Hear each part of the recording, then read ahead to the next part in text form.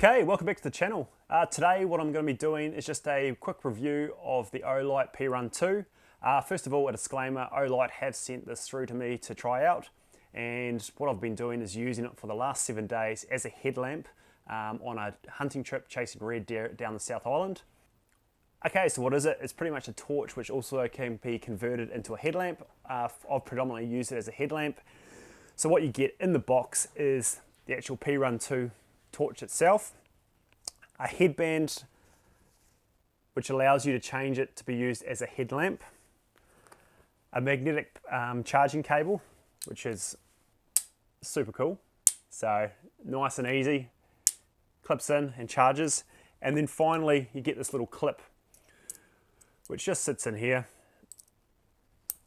and which allows you to clip it, to your belt or wherever you want. So okay, so we'll just run through some of the different settings of the headlamp slash torch. The first setting is what they call their moon mode, which has 30 lumens. It will illuminate up to around 18 meters and will last for around 66 hours. Okay, its next mode is 120 lumens. It has a distance of around 36 meters and will last for around 18 hours. The next mode is 500 lumens with a distance of 74 meters and a runtime of around 270 minutes.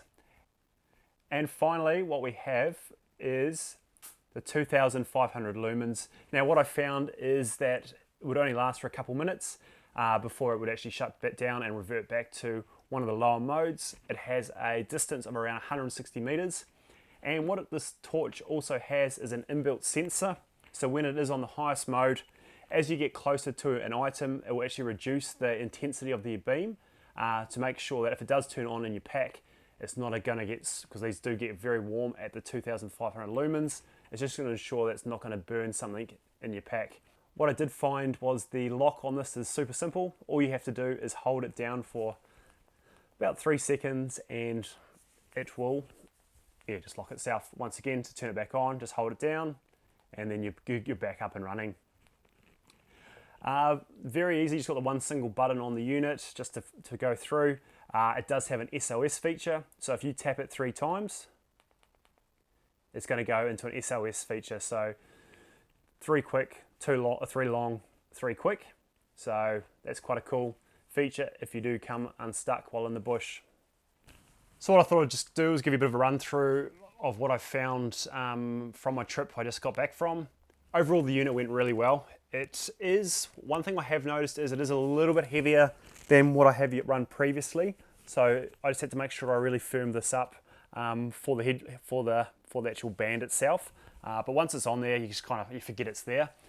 Very easy to move your beam around, and yeah, found it fine because because one evening we did shoot a stag and we were walking back in the dark, and yeah, this was perfect. I could change between the different modes depending on how much power I needed from the torch.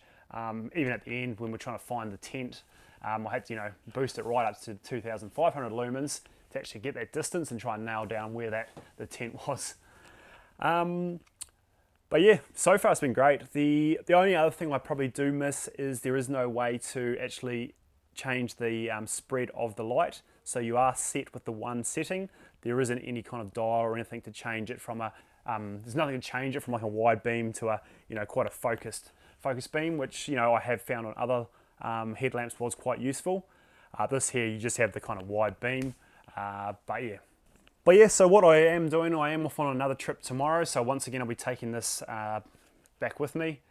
I have just had it charging today, so super simple. Clip it in, charge it up. This changes from a red light to a green light once the charge is complete. But yeah, like I say, so far over 7 days and using it every night, I haven't had to charge it, and it was more than enough for what I needed. Would I buy it? Yes, I think it is quite a robust little unit. The only one thing I would say is just make sure for the person that is going to be wearing it, they're comfortable with that weight on the front. Some of the other headlamps do split the actual light and battery between the back and the rear, which I found does keep it quite well balanced. But saying that, this does sit nicely. But that would probably be the main thing I'd recommend to check out if you are going to be solely using it for a headlamp. One of the things I'll just throw in there, I believe Olight are having a 40% off special on some of their gear as of about 8 o'clock tonight. So if you are keen in checking out some of their products, jump on to their website, which I'll put in a link below. And if anyone else is using one of these, make sure to jump or throw a comment below and let me know what you think of it.